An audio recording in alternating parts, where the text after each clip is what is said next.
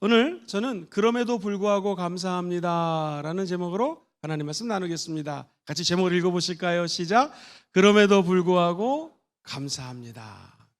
이 감사 운동을 시작하면서 우리 교회가 감사 찾기를 하고 있습니다. 감사 찾기.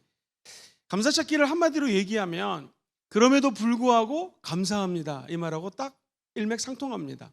지금 모든 것들이 다 잘 돼서 감사하는 것이 아니라 잘 안 됨에도 불구하고 감사를 찾고 찾아서 감사하는 것이죠. 우리 교회 유치부 아이가 감사 노트를 쓴 걸 보고 굉장히 은혜 받았습니다. 이렇게 적었습니다.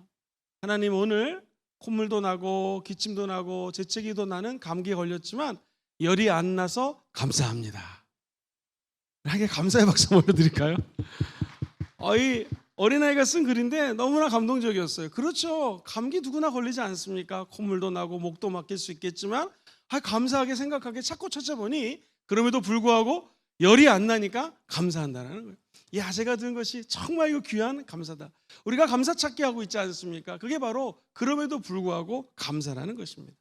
다윗왕 보세요. 온통 부귀영화라는 부귀영화는 다 누렸습니다. 왕이었고요. 불행한 게 없었습니다. 그런데 그가 하나님의 은혜로 왕이 됐음에도 불구하고 우리가 잘 아는 것처럼 간음죄를 집니다. 살인죄를 집니다. 그가 시편의 73편의 오늘 3절부터 읽었는데 22절에는요 아예 이렇게 고백을 하죠. 내가 이같이 우매하고 무지합니다. 그것을 우리나라 성경에 우매무지함으로. 그 다음에 한번 읽어볼까요? 제일 밑에 줄 시작. 주 앞에 짐승이라고 얘기를 합니다. 내가 이렇게 우매하고 무지해서 주 앞에 짐승 같은 존재입니다. 근데 그 23절 보면 우리나라 성경은 번역을 안 했는데 이브리어나 영어 성경에는요 그럼에도 불구하고가 앞에 들어갑니다. 그럼에도 불구하고 그 다음 같이 읽어봐요. 시작. 내가 항상 주와 함께하니 주께서 내 오른손을 지금 어떻게 하고 계세요? 붙들어 주신다는. 이게 기가 막히지 않습니까? 내가 우매무지한데 하나님 앞에 동물 같은 존재입니다. 근데 그럼에도 불구하고 내가 항상 주와 함께할 수 있고 주께서 내 오른손을 붙들어 주시는 거, 이게 감사할 기도 제목이라는 것이죠. 우리도 마찬가지입니다. 그럼에도 불구하고 내가 못났음에도 불구하고 죄졌음에도 불구하고 연약함에도 불구하고 하나님이 저와 여러분들의 오른손을 붙들어 주시는 거, 이게 감사라는 것이죠. 그러면서 25절 26절은 오늘 시편 기자는 너무나 귀한 메시지로 이렇게 고백을 하죠. 시작. 하늘에서는 주 외에 누가 내게 있으리요, 땅에서는 주밖에 내가 사모할 리가 없나이다. 내 육체와 마음은 쇠약하나 하나님은 내 마음의 반석이시요 영원한 분깃입니다. 하나님, 하늘에서는 주에 내가 경배할 자가 어디 있겠습니까? 나는 육체도 쇠약하고 마음도 연약합니다. 그런데 하나님은 내 마음에 강건한 반석이 되어서, 여기서 쇠약하나하고 반석은 완전히 대립되는 개념이죠. 하나님이 내 삶에 영원한 분깃이 되어서 나에게 은혜와 축복을 주신다라는 것이죠. 그래서 28절 마지막에는 이렇게 고백을 합니다. 같이 한번 28절 시작. 하나님께 가까이 함이 내게 복이라. 내가 주 야훼를 나의 피난처로 삼아 주의 모든 행적을 전파하리라. 그렇습니다. 오늘 말씀의 핵심은 무엇인가? 내가 하나님께 가까이 가면 가까이 갈수록 하나님께서 은혜와 복을 주신다라는 거예요. 그 복은 무엇인가? 저와 여러분들이 진짜 짐승 같은 죄를 졌다 할지라도 하나님이 저와 여러분들을 의로운 오른손으로 붙들어 주십니다. 더 중요한 건 부모가 아이와 늘 동행하고 키워주고 돌봐주듯이 하나님은 저와 여러분들의 아버지이기 때문에 우리를 돌봐주고 키워주신다는 거예요. 그럼에도 불구하고 감사, 여기 비밀이 있습니다. 항상 감사라고 하는 것은 참으로 아이러니컬합니다. 제가 이렇게 볼 때에 이분은 분명히 감사할 사람인데 감사 안 하는 경우가 많고요, 이분은 감사할 게 하나도 없는 것 같아요. 근데 정말로 감사하는 모습을 보게 됩니다. 나중에 제가 책을 읽어봤더니 짐 스토벌이라고 하는 분이 이미 이 얘기를 했어요.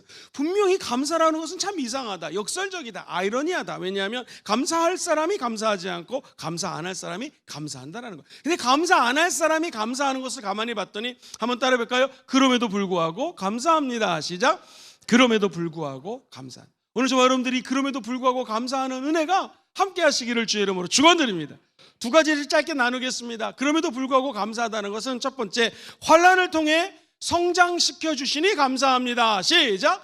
환난을 통해 성장시켜 주시니 감사합니다.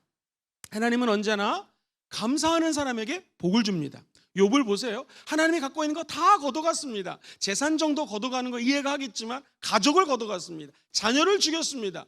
물론 하나님이 허락해서 사단이 한 일이긴 하지만 욥은 이 상황에서 자기의 입술로 감사함을 표현하면 표현했지 하나님 앞에 죄를 짓지 않았습니다. 주신 분도 하나님이시오, 가져가신 분도 하나님이신데 어찌 내가 하나님을 내 입으로 욕할 수가 있겠습니까? 했을 때 그 아내가 남편을 욕하고 욥을 욕하고 떠나갑니다. 마침내 어떻게 되었습니까? 그는 전보다도 2배, 10배 이상의 복을 받게 되는 것이죠. 요셉을 보십시오. 하나님의 꿈과 비전을 주셨습니다. 그러나 그 형들 때문에 우리가 아는 것처럼 저 이상한 동네에 가서 종살이를 합니다. 나중에는 하나님이 주셨던 꿈 때문에 감옥까지 가게 됩니다. 그러나 그는 성경 어디에도 하나님을 원망했거나 형제들을 갖다가 미워했다는 표현이 없습니다. 입술로 범죄하지 않았습니다. 오히려 꿈과 비전의 사람이었기 때문에 하나님께 감사했던 것이죠. 결과는 어떻게 되었습니까? 하나님께서는 이스라엘 백성들을 나중에 출애굽할 수 있는 은혜의 세계로 정말로 많은 양으로 불려줄 수 있도록 애굽의 총리로 세웠다는 것이죠. 결국 그는 하나님의 놀라운 은혜를 받는 그야말로 복덩어리가 되었습니다. 바울을 보십시오. 그는 끝까지 고난과 환난과 어려움 속에서 입술로 죄를 짓지 않습니다. 로마서 5장 3절을 보면은 아예 이렇게 고백을 하죠. 시작. 다만 이뿐 아니라 우리가 환난 중에도 어떻게 해요? 즐거워한다는 거예요. 고난이 다가오면 오히려 즐거워한다. 왜 그럴까요? 그 다음 같이 읽어보겠습니다. 시작. 다만 이뿐만 아니라 우리가 환난 중에도 즐거워하나니 이는 환난은 인내를, 인내는 연단을, 연단은 소망을 이루는 것을 알기 때문에 환난을 통해서 하나님이 환난은 인내를, 인내는 연단을, 연단은 소망을 이루는, 즉 성장시켜 주시기 때문에 감사한다라는 고백이라는 것이죠. 우리의 환난은 저와 여러분들의 믿음을 성장시켜주는 도구가 됩니다. 몸이 아플 때 감사, 일이 안 돼도 감사, 내 뜻대로 안 돼도 감사. 이것이 그럼에도 불구하고 감사한다는 것이죠.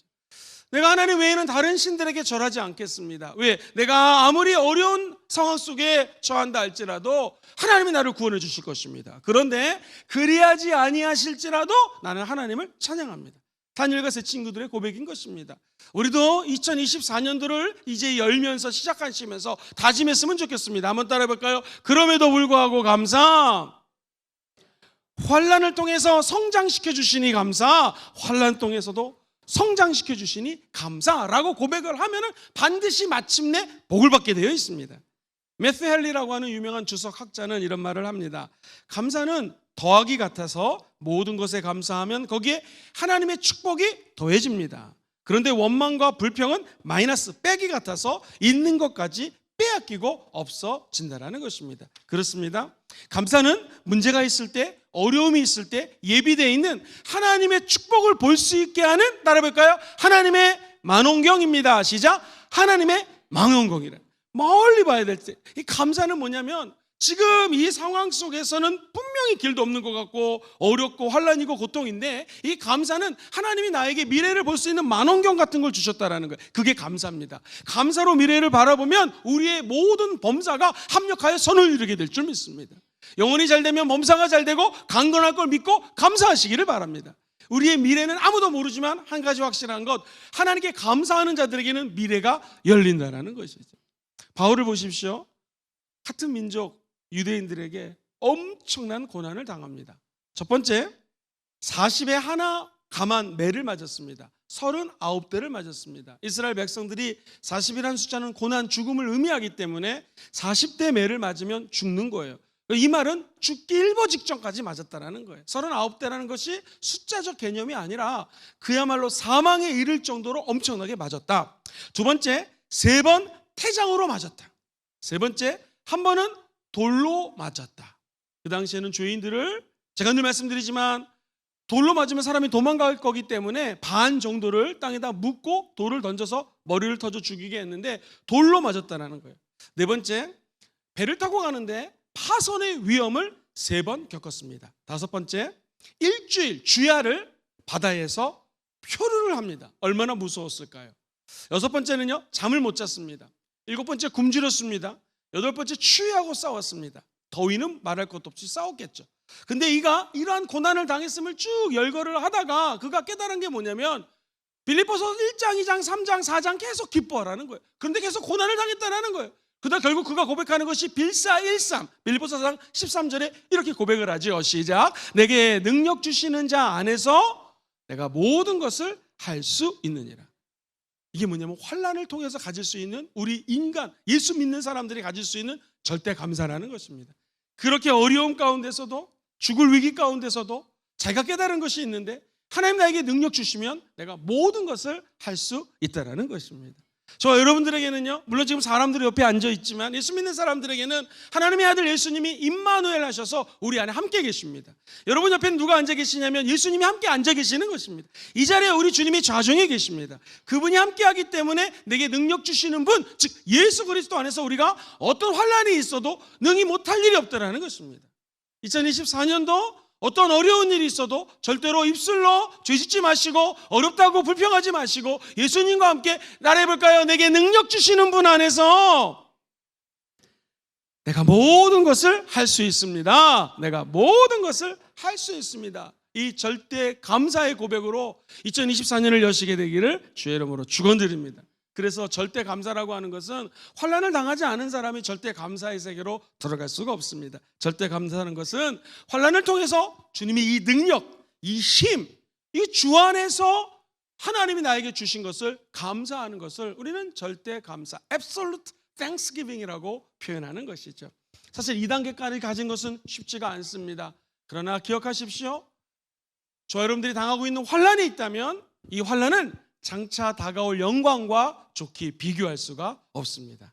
신랑 되신 예수님이 오실 때 우리들은 우리의 몸이 변해서 저 천국의 혼인잔치에 꼴이 날 것이요, 이 마지막 때에 주님을 기대하고 고대하는 자에게는 마라나타 주 예수여 어서 오시옵소서, 주님 오시는 날 저의 몸과 여러분의 영혼들이 영화롭게 될 것을 기대하시기를 주의 이름으로 축원드립니다. 그래서 구원은요, 늘 말씀드리지만 과거적 구원이 있는데 그것은 예수 믿고 칭의 의롭게 되었다라는 거예요. 천국 가는 거 믿음으로 가는 것이죠. 칭의 하나님의 자녀 되는 거. 근데 이것은 과거적 구원이라 표현한다면 지금 현재적 구원을 예수를 닮아가는 것입니다. 예수님은 고난 가운데 이 땅에 오셔서 자기의 삶을 드렸습니다. 그런데 예수를 닮아갈 때 우리도 고난을 피할 수가 없습니다. 예수를 닮아가는 일련의 예수 닮기 삶의 현장이라는 것이죠. 근데 기억하십시오. 이 성화, 예수를 닮아가다 보면 곧 미래적 구원, 영화가 기다리고 있다는 거예요. 가만히 보면 구원은 굉장히 점진적이지 않습니까? 예수 믿고 구원받은 우리들이 예수 닮아가고 넘어지고 또 넘어지지만 주님 닮아가다가 어느 날 주님 오시게 되면 글로리피케이션, 영화로움에 들어간다는 것이 바로 이 구원의 하나님의 작정이요 계획이라는 것이죠. 그러므로 예수 믿은 우리가 지금 잠시 혼란과 환란과 고난과 어려움과 영혼의 고단함이 있을 때 낙심하지 마시고, 이 환란과 고난은 저와 여러분들의 믿음을 지금 성숙시키고 있습니다. 성장시키고 있습니다. 열매를 맺을 수 있도록 도와주시는 기간입니다. 이제 그 영화의 세계에 들어가게 될 줄 믿습니다. 두 번째입니다. 그럼에도 불구하고 감사라고 하는 것은 인생의 고비에서 지켜주심에 감사합니다. 시작! 인생의 고비에서 지켜주심에 감사합니다. 이 항상 성경에 보면은요, 믿음은 들음에서 나고 들음은 그리스도의 말씀이잖아요. 정말 이 들음이 중요합니다. 무엇을 듣는가가 내 믿음을 결정합니다. 만약 여러분 주변에서 부정적인 얘기를 계속 하잖아요. 이렇게 예를 들어 보겠습니다. 여기에 있는 한 사람이 있는데 이 사람에서 부정적인 얘기를 계속 들으면 내가 이상하게 믿음이 생겨. 이 사람 완전히 부정적인 사람이 됩니다. 누구에게 무엇을 듣느냐가 내 믿음하고 연결이 되죠. 그래서 믿음은 들음에서 나고 들음은 곧 그리스도의 말씀이에요. 여기 지금 맹인이 한 명 있습니다. 볼 수가 없어요. 직업이 거지입니다. 근데 어느 날 이 마을에 예수님이 온다라는 소문을 들었습니다. 믿음은 어디서 나요? 들음에서 나요. 그때 예수님이 이곳에 왔을 때 이 맹인 바디메오가 손을 칩니다. 다윗의 자손 예수여, 나를 불쌍히 여겨주시옵소서. 영어로는 The Son of David, 하나님의 가장 이 땅에 온 인간 가운데서 우리의 민족과 우리 리더십의 최고봉이었던 다윗의 자손, 그 후손으로 오신 예수여, 이런 뜻이고요. 그 다음에 영어로 나를 불쌍히 여기소서는요, have a mercy, mercy가 공의를 여기는 건데요, 그것이 on me, 내 머리 위에 임하게 도와주셔서 머리 끝부터 발끝까지 나를 좀 그 불쌍히 여기는 마음을 주님 좀 가져주세요 라고 기도하는 것입니다. 이 처절한 고난 가운데서, 어려움 가운데서, 인생의 최고의 고비 가운데서 부르짖었던 한 맹인을 생각해 보십시오. 저는 이 맹인이 부르짖었던 것을 생각할 때마다 시편 103편이 늘 기억이 납니다. 13절과 14절에 이렇게 고백해요. 같이 한번 읽어볼까요? 시작. 아버지가 자식을 국률이 여김같이 야훼께서는 자기를 경외하는 자를 어떻게 해요? 하나님이, 잠깐 13절이요. 아버지는 자녀를 다 국률이 여깁니다. 애가 아프다면 어떻게 해서든지 도와주려고 하죠. 하나님은요, 하나님을 어떻게 하는 자들을 불쌍히 여겨요? 경외하는 자. 예수가 온다는 이야기를 듣고 하나님을 경외하는 마음이 들었습니다. 그래서 다윗의 자손 예수요라고 이스라엘의 전통성과 다시 오실 예수 그리스도, 성경에 기록되어 있는 메시아 사상을 부르짖으며 하나님을 경외하는 것입니다. 다윗의 자손 예수요, 그게 하나님을 경외하는 거예요. 그리고 나를 긍휼히 여겨 주시옵소서. 자, 그 다음 절 읽어봐요. 14절 시작. 이는 그가 우리의 체질을 아시며 우리가 단지 먼지뿐임을 기억하신다. 우리가 어떻게 하면 치료될지, 어떤 체질을 갖고 있는지, 어떤 성향인지, 어떤 취미를 갖고 있는지 다 알고 계십니다. 멀리서도 안고 일어섬을 알고 계시며 우리의 마음에 깊은 것도 통촉하시는 분이 우리 하나님인 거 믿으시면 아멘 해볼까요? 더 중요한 것, 저나 여러분 우리 모두가 단지 먼지뿐인 것을 기억하고 계신다는 거예요. 먼지는 무엇입니까? 이 땅에 왔다가 먼지처럼 있다가 사라지는 것, 그게 먼지라는 것입니다. Dust in the Wind라고 하는 팝송이 있었습니다. 바람 속의 먼지 같은 것. 인생의 허무함을 얘기합니다. 미국까지나 뉴욕이나 여의도 같은 데 가면 빌딩 숲이잖아요. 그때 바람이 불면 먼지들이 막 그 사이를 흩날립니다. 근데 그 먼지는 나중에 비가 오면 온데간데 없어지는 것이죠. 우리가 바로 흙으로 와서 다시 흙으로 돌아가는 것이 인생이라는 것이에요. 우리 인생이 결국 먼지 같은 존재라는 것입니다. 찬송가 216장 보면은 이런 찬양이 나와요. 만 가지 은혜를 받았으니 내 평생 슬프나 즐거우니나 이 몸을 온전히 주님께 바쳐서 주님만 위하여 늘 살겠네 라는 찬양입니다. 한번 우리 1절과 4절을 같이 한번 불러볼게요.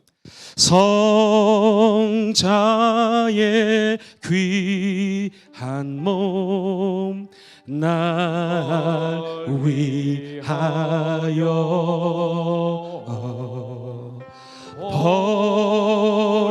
버리신 그 사랑 고마워라. 내 머리 숙여서 내 머리 숙여서 주님께 비는 말 나 무엇 주님께 바치리까. 4절입니다. 만 가지 은혜를 만 가지 은혜를 받았으니 내 평생 슬프나 즐거우나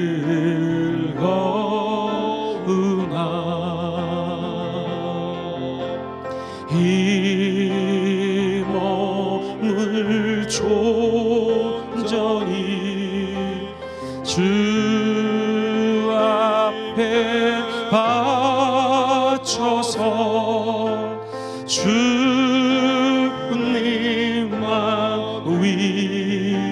위하여 늘.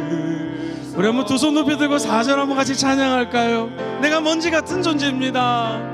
이만 가지 은혜를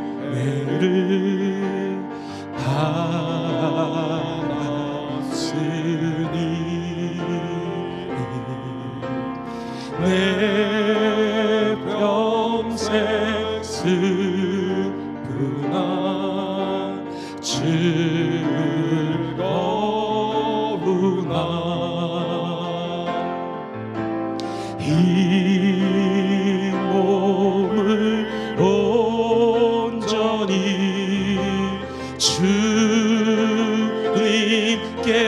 바쳐서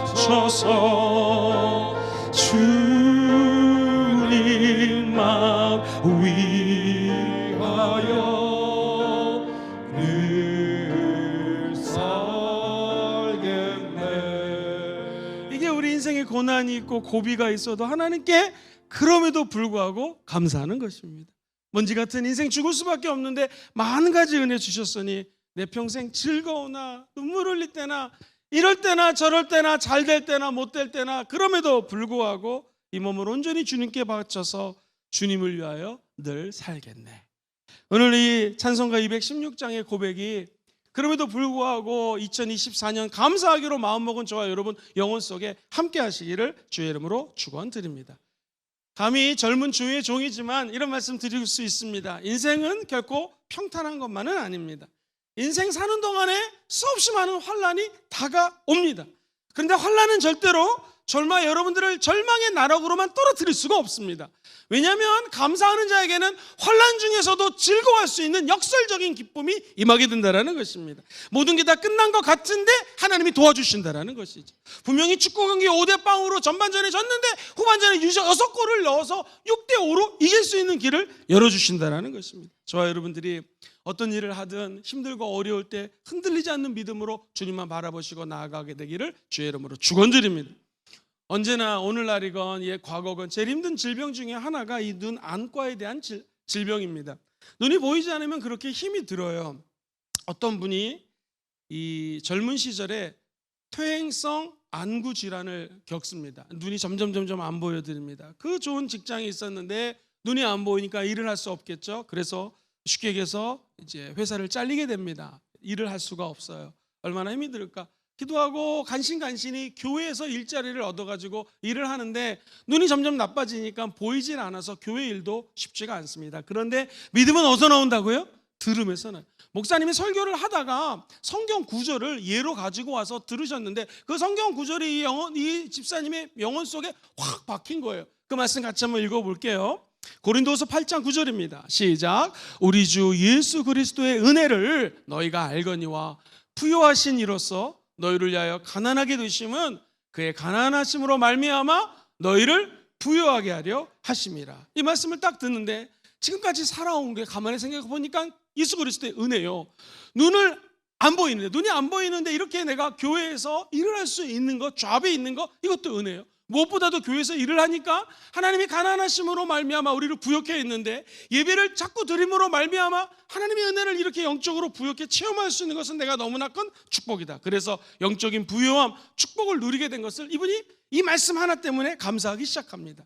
이 세상에 많은 사람들은 두 눈을 멀쩡히 뜨고도 영적인 축복을 못 받았는데 나는 눈이 점점 퇴행성 질환으로 눈이 나빠지지만 이 영적인 은혜와 축복을 받는 게 나는 너무너무나 감사합니다. 그리고 사람들이 쾌락에 빠져서 다 죽어가고 있는데 나는 이 하나님께 나와 예배드리는 삶을 살 수 있으니까 너무너무나 감사하고요. 하나님의 자녀로 축복을 받는 것이 너무나 감사해가지고 이분이 찬양을 작사 작곡합니다. 거룩하신 하나님 주께 감사드리네.